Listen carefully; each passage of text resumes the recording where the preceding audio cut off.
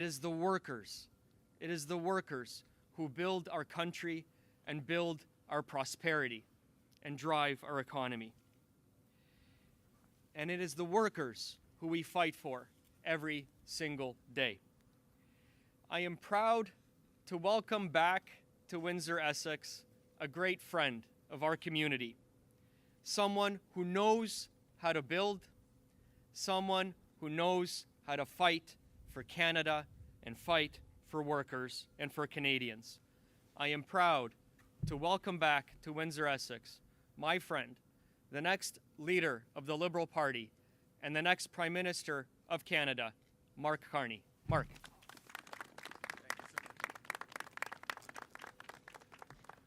Bonjour tout le monde. Merci beaucoup, Eric. It is a great pleasure for me to be here in front of this magnificent structure and great symbol. Alors qu'on est réunis ici aujourd'hui sur les territoires traditionnels des nations autochtones et devant un symbole évident de la proximité entre deux pays, le pont international de Gordie Howe. On se rappelle que les relations peuvent changer. Grâce à la réconciliation, la relation du Canada avec les Premières Nations a fait de grands progrès, même si elle n'est pas suffisante. Yes, relationships can change. In recent weeks, the U.S. has called into question our decades-long relationship of cooperation. While I welcome the temporary suspension of U.S. tariffs and very much welcome the joint plan to address the scourge of fentanyl, recent events have been a wake-up call for Canadians. The world has changed, and we too must change to realize the full promise of our great country. Since I launched my campaign a few weeks ago, I've heard from people across the country that they too want change. Les gens veulent du changement parce qu'ils sont inquiets. Inquiets du coût de la vie et de la crise du logement. Les Canadiens et les Canadiennes veulent une vie décente et abordable. Ils sont inquiets pour les jeunes d'ici et leur avenir. Les Canadiens et les Canadiennes veulent que leurs enfants aient les mêmes chances qu'eux. Ils sont inquiets que l'équilibre en matière d'immigration.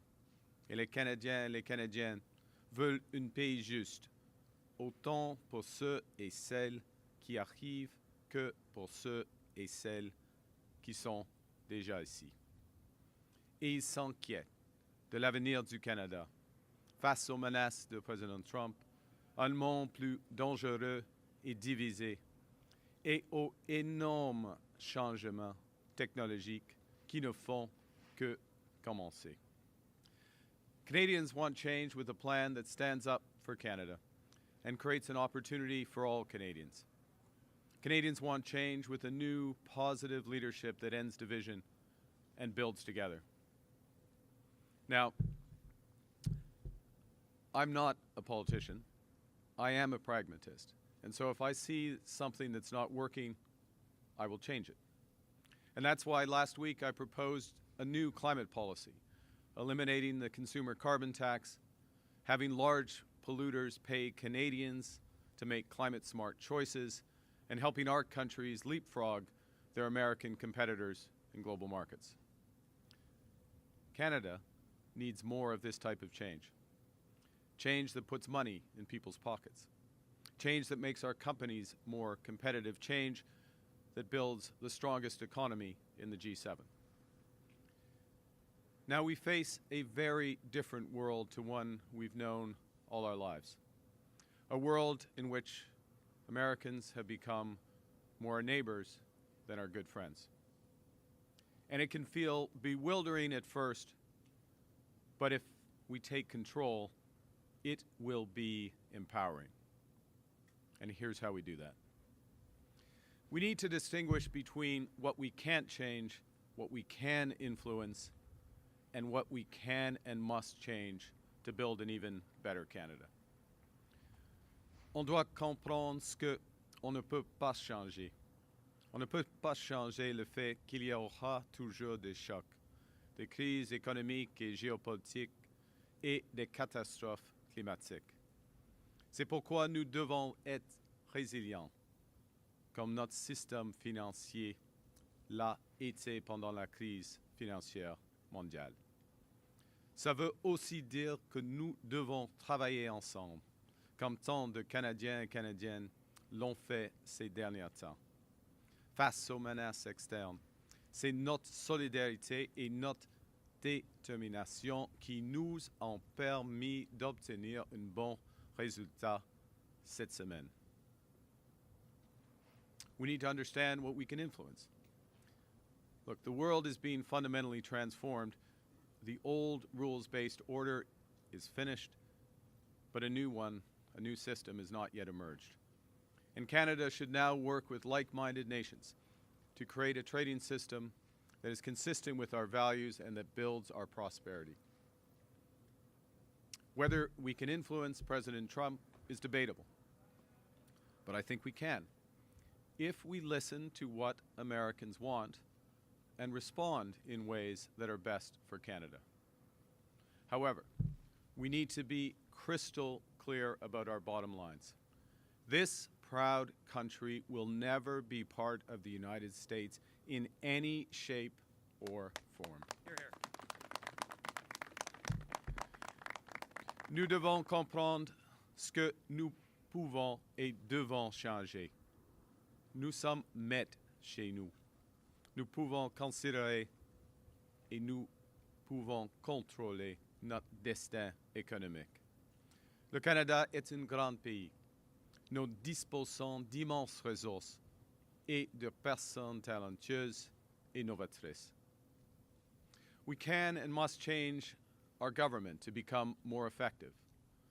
Canadians deserve a government that works for them, a government that's focused on outcomes, not spending, a government that spends less and invests more. In the coming weeks, I'll propose a new approach to federal budgeting that will save precious taxpayer dollars while catalyzing the enormous investments that Canada needs to fully realize its promise.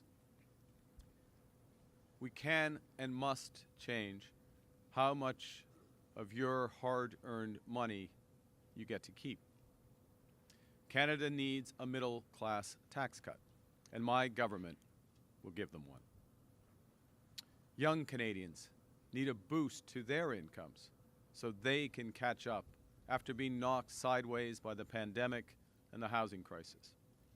Here, too, my government will deliver. And all Canadians deserve more competition in our economy so that they can get the best value for their hard-earned dollar. We can and must change how we build. This is a pivotal time for our economy, a time to build, and my government would catalyze enormous private investment to build millions of new homes for younger Canadians, to make the AI revolution work for all Canadians, and to build a clean energy superpower that will power, literally, our prosperity. But too often, we've had permitting delays, regulation, and red tape that has stopped or slowed economically critical projects, including ports, mines, and energy infrastructure. We must remove these barriers to spur progress and build for Canadians. I want to be crystal clear about this. My government will use all its powers to protect Canadians and to build in the national interest. The Government of Canada has extraordinary powers at its disposal today to respond to a national crisis. And Donald Trump's aggression against Canadian livelihoods and workers constitutes just such a crisis. And since it's a time to build, we can change how builders are rewarded in this country. That's why I will reverse the government's capital gains tax increase, not least in recognition of the vital role that builders play in shaping our country's future and ensuring we drive investment, innovation, and growth. Je veux être clair. Avec mon leadership, le gouvernement utiliserait tous ses pouvoirs pour protéger les Canadiens et les Canadiennes et pour bâtir notre économie. Le gouvernement du Canada a des pouvoirs extraordinaires pour répondre à une crise économique nationale. Et les attaques constantes de M. Trump envers les emplois des Canadiens et des Canadiens constituent une telle crise. Il faut bâtir.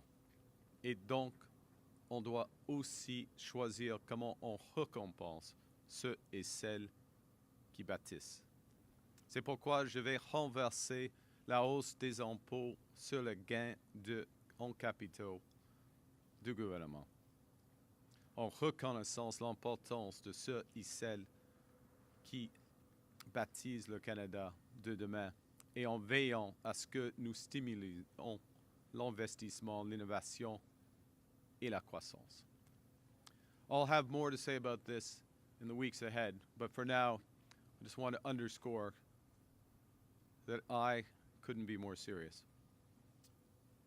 I will do whatever it takes to strengthen our economy and to protect Canadians. We can and must change so that we have one Canadian economy instead of 13. That means we need to harmonize the tangle of rules and regulations at all levels of governments that have meant that Canada, at least the Canadian economy, is less than the sum of its parts. We must break down barriers between provinces so that all Canadians have full access to our resources. Above all, in a divided world, we must rely more on each other because we are always stronger together. We can and must change our major trading partners. Canada and the United States have the most important commercial relationship in the world, and long may it remain so.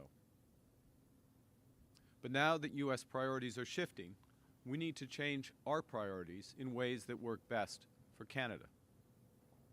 We know we shouldn't put all our eggs in one basket. And so, while we should remain closely integrated with the United States in the auto sector, in energy and security, in the new areas that will drive jobs and competitiveness in this century, we must diversify our trading relationships. We should become the essential trading partners of countries that share our values, including the UK, the EU, and leaders in Asia. And we can do so through our leadership in clean energy, in critical minerals, and in the intelligence infrastructure of the AI revolution. We must leverage these strengths for the benefit of Canada and all Canadians. To do so, we have to create supply chain certainty by protecting economically critical infrastructure. And that starts with building and expanding our transportation corridors that connect Canada to global markets from coast to coast to coast. That includes our railways, ports, roads, and bridges, trucking routes, and energy corridors. It will require collaboration and partners with our workers and builders. We want employers to engage early, address issues openly and transparently, and negotiate agreements quickly, ensuring workers and their families are spared unnecessary economic upheaval. But we have to stop holding back our own progress and instead work together to keep Canada moving forward. And finally, we can and must change to make Canada and Canadians more secure. Nous devons améliorer la sécurité des Canadiens et des Canadiennes. Avec mon leadership, le gouvernement atteindra 2% du PIB de dépenses d'ici à la fin de la décennie et fera sa part au sein de l'OTAN. My government would work to reach 2% of GDP in defense spending by the end of this decade and pull our full weight in NATO.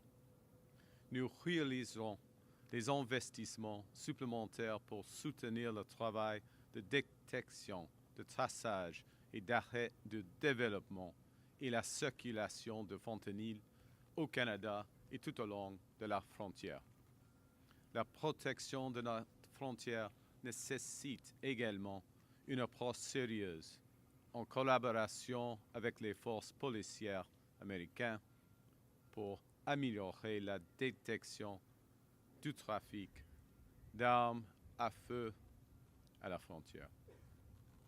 Now, the one thing I've learned over the many years of managing crises is that plan beats no plan. Plans create focus, discipline, and the energy that major changes a crisis demands. And make no mistake, we are in a crisis. We can do little to change the external forces that are causing it, but we can act as Canadians. There's a fever gripping America. And while it rages, Canadians will remain resolute and true to our values. While America engages in a war on woke, Canadians will continue to value inclusiveness. While America shuns the vulnerable, we will continue to show solidarity with one another. While America attempts to turn back the clock, Canadians will build sustainability for future generations. Before America's fever passes, we must seize this moment for Canada. This is the time to change. This is our time to build. This is the time for Canada. Merci beaucoup. Thank you, everyone. Merci. And I Merci, thank you. merci, and I We'll look now- forward to taking your questions. We'll now begin the question period. We'll do one question, one follow-up. Please name your name We and okay back outlet, there? and we'll do 15 minutes. Merci beaucoup. On va maintenant commencer la période de questions. S'il vous plaît, nommez votre nom et votre média, et nous allons prendre 15 minutes de questions. Oui, merci. Merci. Bonjour, mon nom c'est Gabriel Nikunana. Okay. Mon nom c'est Gabriel Nikunana, journaliste à Radio-Canada. Bon. Deux petites questions en français. Appuyez-vous l'idée d'un nouveau pipeline avec l'Est pour acheminer le pétrole canadien à de nouveaux marchés?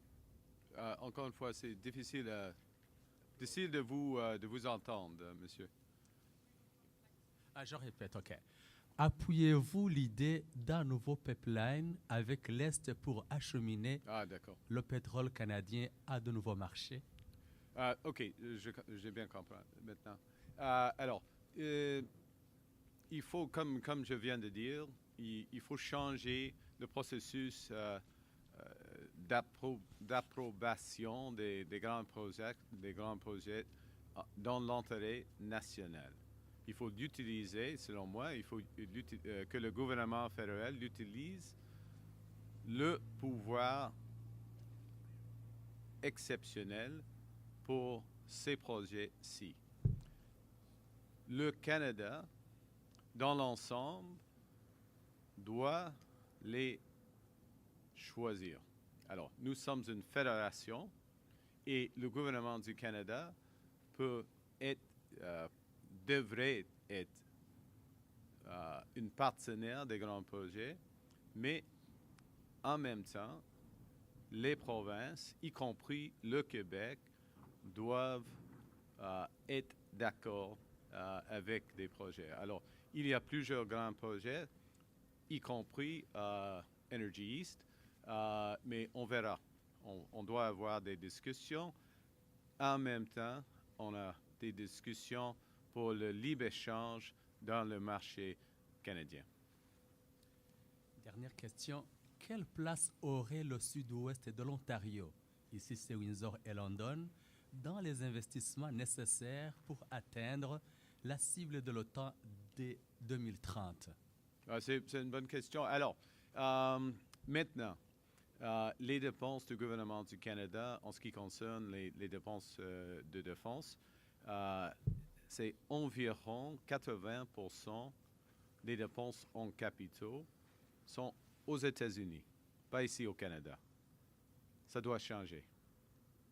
Si on augmente, et nous allons augmenter nos dépenses aux défenses, plus ici, plus ici, au sud-ouest de l'Ontario, bien sûr, et à travers le Canada. Merci, monsieur. Good morning, Mark. This is, pardon my quivering lips, this is Pratyush Dayal from CBC News Windsor. What would you be doing differently or similarly regarding the tariff threats right now, and what would be your action plan to support and save the jobs in the auto sector, specifically out here in Windsor?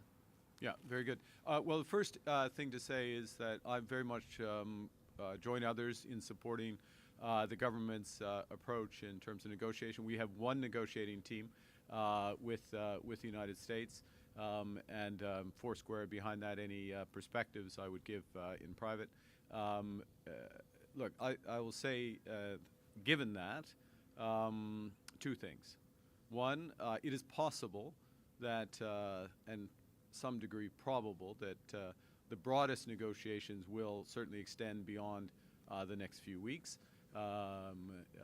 The uncertainty that's been created by these discussions, I think, increases the need to look at USMCA, or CUSMA as we define it, as we describe it, look at it in its entirety, and reinforce it and build forward going forward so that that's there. So I think negotiations will extend, and I would very much like to be part of those. Irrespective, which is the second part of your question, and it's an important part, irrespective of those negotiations, the first and best thing that we can control is to be masters in our own house, which we are. Nous sommes maîtres chez nous, and it's to build and reinforce the economy here at home. And so some of the measures that I outlined, adjusting in our tax system, both for individuals and for companies, supporting builders with government programs that catalyze it, supporting action by speeding up permitting and other actions. You know, this great bridge, and I pay tribute to the workers that are constructing it, those workers were held back for many, many years by slow progress on permitting and agreement. It was, of course, a cross-border agreement, but I remember even 20 years ago when it was still a concept. And our workers can do enormous things if governments partner with them and then get out of the way and allow them to build. And that's at the heart of what we can do as a country, irrespective of how well those broader negotiations go. And Mark, would you bring back the federal EV incentive plan or add more money to the current one? Yeah, And I think, yes. With respect to EV incentives, the climate plan that we announced last week, which focuses on having large polluters pay for climate-smart choices, that creates the ability and resources that could provide additional incentives for through federal programs for EV, and certainly my government would be looking at that going forward. Thank you. Rusty Thompson from AM 800 CKLW. Windsor, Essex is on the front lines of everything that's going on right now with the tariff threats and whatnot. How would you shock-proof an area like this that faces so much turmoil based on the headwinds and which way they're blowing? Yeah, it's hugely important. I think there's a couple of things to recognize. First, under the current CUSMA agreement, as you know, there is a 10-year window that the agreement, at least legally, and Canadians, when we sign an agreement, we respect the legal aspects of those agreements, so it provides some degree of legal certainty, although that may have to be litigated. I recognize that, Rusty. So I think what we would want to do is to have the discussion starting with particularly the industries in Windsor, Essex. In other words, and I'll start with automotives and all the components of the automotive supply chain. After all, the Auto Pact led ultimately to the Free Trade Agreement, led ultimately to NAFTA, led ultimately to CUSMA and the next negotiation. This is one of the great commercial relationships, engineering relationships in the world. It is a huge benefit to both our countries, and we build out from that. So I would look to do that, and do that in a way that works in a more competitive world, and think about the external perimeter consistent with an auto sector that needs to grow for generations. Thank you. Just as a follow-up, are you concerned, though, then that any deal that is negotiated is going to be solid enough, given that, you know, the trade agreement that was just agreed under Donald Trump's first term is now being hailed as we're being cheated? Well, in his words, kind of, so to speak. President Trump did negotiate the greatest trade deal in history. That's his words, not mine. Though I agree with them. I agree with his assessment, and it holds. And there's many aspects of that agreement that needs to be there. It has two implications for us. One, I do think it reinforces that we need to sit down at the table, understand U.S. concerns, address them where they can, but in a way that works best for Canadians. And we should do that sooner rather than later because this uncertainty has been created. The second thing it absolutely reinforces is we as a country must, first and foremost, build from within, build Canada, build one Canadian market, build broadly across this country. And secondly, it just makes sense to diversify our trading partners. We are one of the great trading nations. We have so much to offer, and particularly in the industries of the future. This is an enormous opportunity for us. There are more like-minded countries around the world that we can build the new architecture of trade and drive jobs that way. So it's, in both respects, a huge opportunity if we seize it. Hi there, Mark. Lisa Shing with CBC News. Hi. And if you're able to also answer in French for Oui. my Radio-Canada colleagues, that would be great. So you're committing to hitting the 2% NATO defense spending target by 2030.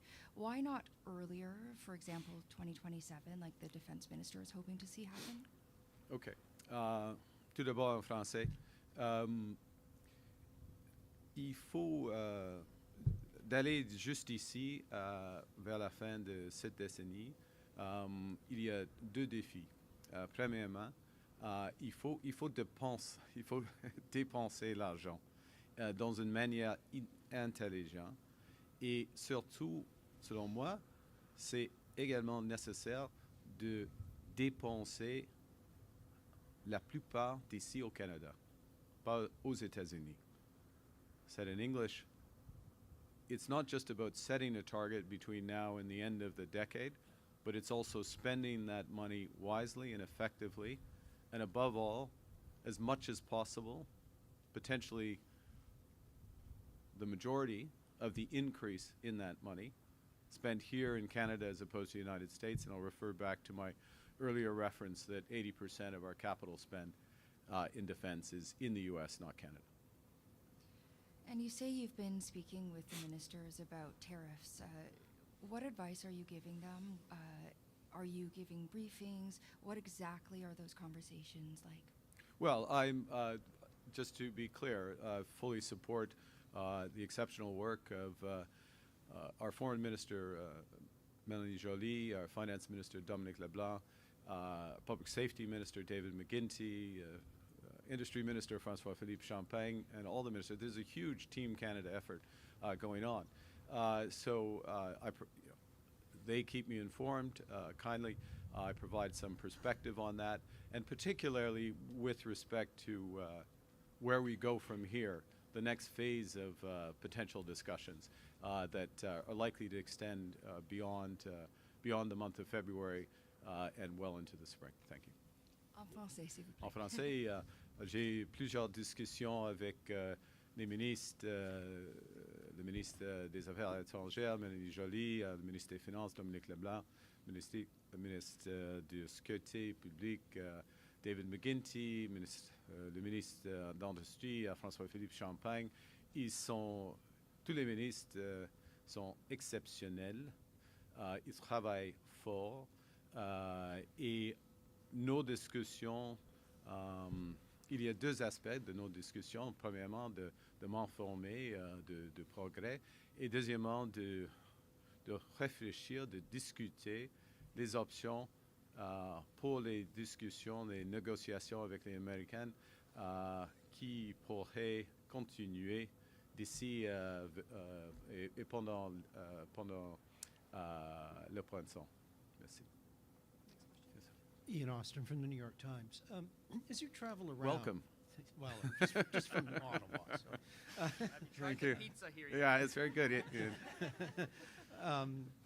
As you travel around, how would you characterize the reaction of Canadians to the tariff threat to the 51st state annexation talk? And is this a fundamental change in how Canadians view not just Mr. Trump, but the United States? Have things changed permanently? Well, I would hope it's not permanent, but it has been a very difficult time, I'd say, for Canadians. And I have been traveling around and have had very broad range of conversations with Canadians from coast to coast to coast. And I would characterize the reaction as, I think I mentioned in my remarks, initially one of confusion and bewilderment. Why is this joke that wasn't funny to begin with continually being made? Secondly, anger. I mean, it's insulting. It's an insult. We are a proud sovereign country. And now that's moving to resolve. I would say, okay, you've changed. You changed your priorities. We have our own priorities, and we'll move forward. So that resolve allows for continuing, close relationships in certain areas, but it does reinforce, I think, for Canadians, a real enthusiasm and energy to get on with things on our terms, because we don't want to wake up every morning and check X and Truth Social to find out how our country is being affected. No. We'll wake up, we'll listen to Rusty on the local radio station, right? We'll listen to the CBC, Radio Canada, CTV, Global. Now I'm going to be in trouble because I should list everybody. But please send in your complaints. But take things on our terms. Those messages have set in. And I'll say one other thing, which is the president has his priorities, and I want to commend his focus on fentanyl. It's a crisis in the United States. It's a challenge here in Canada. But the importance of working together on those issues, absolutely respect that, and it's important that we've made progress, and we have to deliver on that progress. But what has been striking, I think, to Canadians is that the attitude that he's expressed in terms of our sovereignty hasn't really been challenged more broadly in the U.S. And on tariffs too, I mean, does Canada have champions now in the United States, or does it I think there is. Look, I'll make an observation. I'm reasonably familiar with a broad swath of U.S. business leaders in many industries. There's a number of things that this administration is pursuing that those business leaders disagree with fundamentally, but they're not talking about it. And their expectation is that eventually the financial markets will wake up to the very real challenges that these measures are going to cause the U.S. economy. You can't suspend the law of economics. I've seen this movie before in Brexit, where steps are taken. It takes a while for the economic effect to come, but it comes. The impact of tariffs will cause inflation. Inflation will cause higher interest rates. Great linkages between economies can be torn apart with real economic cost. And so my impression is that those business leaders, it's more than my impression, I know that many of them are waiting for the reaction, and that reaction through financial markets will ultimately bring a counter reaction. It's a strategy, it's not leadership, it's another reason why we're getting on with our priorities. Thanks. Merci. Dernière question. Last question. Bonjour, M. Carney. Pierre Chapdelaine de Wallon de Radio-Canada. J'entendais dans votre discours que vous comptiez réduire les dépenses. Et je me demandais qu'est-ce qu'il adviendra des deux programmes, l'assurance dentaire et le programme de garderie, qui ont été mis en place par le gouvernement Trudeau sous la pression du NPD. Puisque vous comptez... C'est votre question très importante. On va les garder. D'être absolument clair, on va les garder. les initiatives en ce qui concerne les soins dentaires, comme vous l'avez dit, ou les garderies au dehors de Québec. Oui. Vous, où donc comptez-vous réduire les dépenses? Oui, par exemple, il y avait une grosse accumulation de personnel en gouvernement, une accroître de plus de une trentaine de %. On peut utiliser à travers le temps la technologie afin d'augmenter la productivité. Alors, il y a beaucoup. Et ce qui est important, et maintenant, c'est plus une question de l'accroître des dépenses d'ici vers la fin de la décennie. Mon gouvernement va concentrer sur les politiques qui sont catalyseurs pour l'investissement. Ça c'est nécessaire maintenant. Alors, ce n'est pas nécessairement d'avoir des grands changements des politiques qui existent maintenant. Et surtout, on va garder absolument les initiatives sociales que le gouvernement fédéral, le gouvernement Trudeau, ont été mises en place, mais c'est plus une question d'ici à l'avenir. Okay? Merci. Merci. C'est ce qui... I'll say it in English. So the question was, the question was in effect on spending and would we cut any of the programs? Would my government cut any of the programs that had been put in place, for example, on dental care, on child care? Absolutely not. We're very proud of those programs. They're necessary. They're helping millions of Canadians. And the point I was making, which I took too long to make perhaps, but the point I was making was that it's about where we go from here looking forward. And more of an emphasis on policies that catalyze business investment. It's a time to build. On peut bâtir l'avenir. Not growing government spending from here forward using technology and other measures to be efficient. Okay? Thank you. C'est ce qui m'a fait avec notre conférence de presse. This marks the end of our press conference. Thank you. Thank you. Merci. Mark, thank you so much. Great job.